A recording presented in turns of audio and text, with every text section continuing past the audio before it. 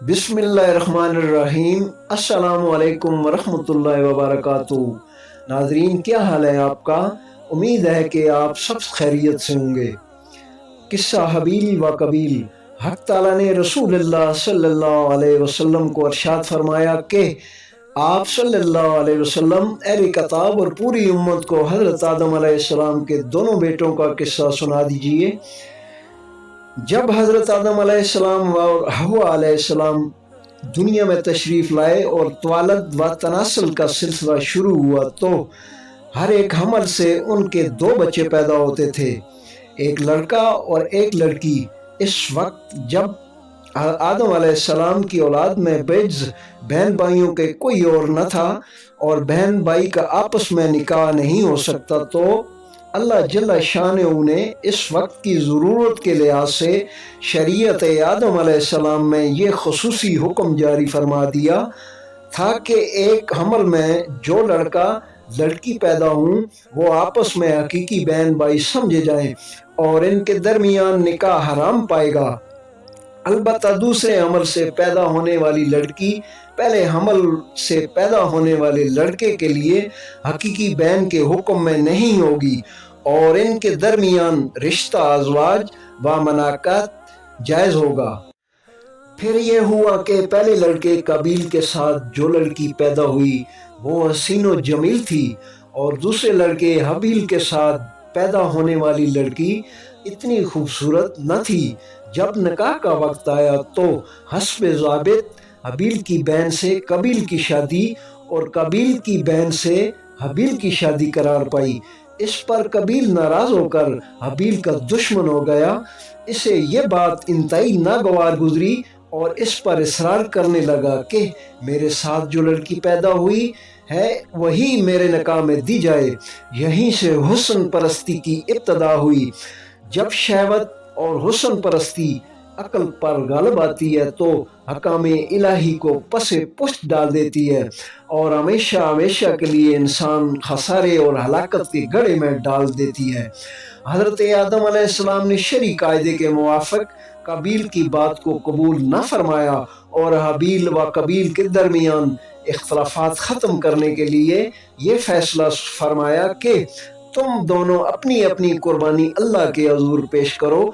जिसकी कुर्बानी कबूल हो जाएगी वो लड़की उसके निकाह में दे दी जाएगी, क्योंकि हजरत आदम अलैहिस्सलाम को यकीन था कि कुर्बानी उसकी कबूल होगी जिसका हक था, यानी हबील का। नाजरीन, इस चैनल पर आपको इस किस्म की तारीखी और मालूमाती वीडियोस मिलती रहेंगी, तो हमारी इस वीडियो को लाइक करें और प्यारा सा कमेंट भी करें और इस वीडियो को अपने दोस्तों और फैमिली मेम्बर्स के साथ शेयर कर दें और हमारे इस YouTube चैनल को सब्सक्राइब करके हमारी YouTube फैमिली का हिस्सा बने और हम आपके तामन और प्यार के मुंतज़िर रहेंगे। अगर इसमें किसी किस्म की कोई गलती हुई तो खुदारा माफ़ करना। कबूलियत कुर्बानी की निशानी। इस ज़माना में कुर्बानी की कबूलियत का ये हरामी दस्तूर था कि नज़र व कुर्बानी की चीज़ किसी बुलंद जगह पर रख दी जाती और आसमान से आग नमूदार होकर इसे खा जाती थी। जिस कुर्बानी को आग न खाए तो ये अलामत उसके कबूल न होने की होती थी। बस दोनों ने अपनी अपनी कुर्बानी की तैयारी शुरू कर दी।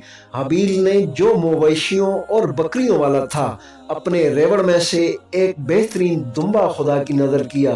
कबील काश्तकार था, उसने बहुत ही रद्दी किस्म का गला का एक ढेर पेश किया और दिल में ये ख्याल छुपाए रखा कि मेरी कुर्बानी कबूल हो ना हो मुझे परवाह नहीं, हबील किसी सूरत में मेरी बहन से निकाह नहीं कर सकता। मुख्तसर ये कि दोनों ने अपनी अपनी कुर्बानी पहाड़ पर जाकर रख दी। फिर हजरत आदम अलैहिस्सलाम ने दुआ की और आसमान से एक आग आई और हबील की कुर्बानी को खा गई और कबील की कुर्बानी जूं की त्यों पड़ी रही। और इस तरह कबूलियत कुर्बानी का शर्फ हबील के हिस्से में आया। इस पर कबील को अपनी नाकामी के साथ रुसवाई का मुंह देखना पड़ा। वो अपनी इस तौहीन को किसी तरह बर्दाश्त न कर सका और इसके दिल में हसद की आग भड़क उठी। उसने हबील से साफ कह दिया कि تو اس لڑکی سے نکاح کرنے سے باز آ جا ورنہ میں تجھے جان سے مار ڈالوں گا۔ قابیل نے اسی طریقے کی بنیاد ڈالی۔ اس کی خواہش، حسن پرستی اور جوش، حسد اور غیظ و غضب نے اس کو بھاولا اور اندھا سا بنا دیا تھا۔ اس کو اس کے سوا کچھ نہیں سوچتا تھا کہ وہ اپنے بھائی کو قتل کرے اور پھر اپنی مراد حاصل کرے۔ بالآخر اس نے غیظ و غضب میں آ کر حابیل سے کہہ دیا کہ میں تجھ کو قتل کیے بغیر نہ چھوڑوں گا تاکہ تو اپنی مراد کو نہ پہنچ سکے۔ حابیل نے اس وقت غصے کی بات کا جواب غصے کے ساتھ دینے کے بجائے ایک اصولی بات کہی جس میں اس کی ہمدردی اور خیر خواہی بھی تھی کہ اللہ تعالیٰ کا یہ دستور ہے کہ وہ متقی اور پرہیزگار کے عمل کو قبول فرمایا کرتے ہیں۔ اگر تم تقوی اور پرہیزگاری اختیار کرو تو تمہاری قربانی بھی قبول ہوتی۔ تم نے ایسا نہیں کیا اس لیے تمہاری قربانی قبول نہ ہوئی، اس میں میرا کیا قصور ہے؟ قابیل یہ سن کر اپنی نیت کے کھوٹ کی طرف توجہ کرنے کے بجائے حابیل پر حسد کرنے لگا۔ حابیل نے قابیل کو یہ سمجھایا کہ اگر تمہاری قربانی قبول نہیں ہوئی تو تم میرے قتل کے در پہ کیوں ہو گئے ہو، حالانکہ اس میں میرا کیا قصور ہے اور نہ اللہ تعالیٰ کا، بلکہ سراسر قصور تمہارا اور تمہاری نیت کا ہے۔ اگر تمہیں قربانی کے رد ہونے کا غم و غصہ ہے تو تقوی کی فکر کرو نہ کہ میرے قتل کی۔ میرے قتل کرنے سے تمہاری قربانی کی قبولیت کس طرح کھلے گی؟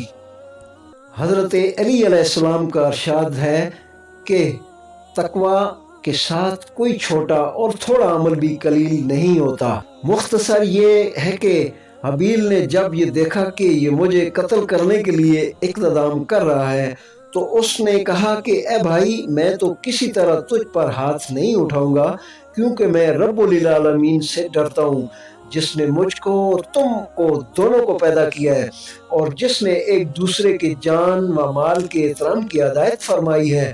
اگر تم نے مجھے قتل کرو گے تو میرے قتل کا بار گناہ بھی تمہارے سر ہوگا، پھر تو دوزخیوں میں سے ہو جائے گا۔ مگر قابیل نے حابیل کی ایک نہ سنی۔ اس کے حسد نے اس کو بالآخر اپنے بھائی کے ہولناک قتل پر آمادہ کر ہی لیا۔ قدرت نے انسان کے اندر ایک نفس لوامہ ودیت فرمایا ہے جو اس وقت تک کسی ارادہ جرم کے خلاف احتجاج کرتا رہتا ہے جب تک مختلف تعویلیوں اور بہانوں سے آدمی اس کی زبان بند نہ کر دے۔ قابیل کو بھی اس مرحلہ سے گزرنا پڑا، لیکن بالآخر اس کے حسد اور حسن پرستی کے جذبہ نے اس کو اس ہولناک جرم پر آمادہ کر ہی لیا۔ قابیل نے اپنے نفس سے شکست کھائی اور اس کا نفس اس پر غالب آ گیا اور اسی وجہ سے وہ نامراد و ناکام ہو گیا۔ پس جب قابیل نے اپنی خواہش کو پورا کرنے کے لیے حابیل کو قتل کرنے کا فیصلہ کیا تو اس کی سمجھ میں نہ آتا تھا کہ وہ کس طرح قتل کرے۔ شیطان جو انسان کا ازلی دشمن ہے اور جس نے قسمیں کھائی تھی کہ میں ضروری بنی آدم کو اغوا کروں گا اور سیدھے راستے سے بہکاؤں گا، اسے اپنی پرانی دشمنی کا بدلہ لینے کا موقع ہاتھ آیا۔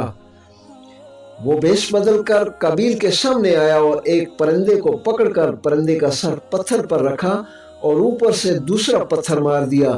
اس طرح قابیل کو قتل کرنے کا طریقہ سکھایا۔ اب قابیل اس تلاش میں تھا کہ وہ بھی موقع پا کر اپنے بھائی کو اس طرح قتل کر دے۔ چنانچہ حابیل ایک دن سویا ہوا تھا تو قابیل نے ایک بھاری پتھر اٹھا کر اپنے بھائی کے سر پر مارا اور اس طرح اپنے بھائی کو قتل کر دیا۔ اس جرم کے ارتکاب پر وہ نقصان اٹھانے والوں میں سے ہو گیا، یعنی اس قتل سے اس کو دین اور دنیا دونوں میں خسارہ ہوا۔ دنیا کا نقصان یہ ہوا کہ والدین ناراض ہوئے اور بھائی جیسا ساتھی اور مددگار کھو بیٹھا، قیامت تک کے لیے بدنام اور رسوا ہو گیا۔ اور آخرت کا خسارہ یہ ہوا کہ اس ظالم تحدی اور قطع رحمی کی وجہ سے اللہ تعالیٰ اس سے ناراض ہو گئے۔ قطع رحمی کا بانی ہونے کی وجہ سے ہمیشہ کا سزاوار ٹھہرا۔ اور ایک خسارہ یہ ہوا کہ حدیث میں آتا ہے کہ 2 گناہ ایسے ہیں کہ ان کا بدلہ آخرت سے پہلے دنیا میں بھی ملتا ہے۔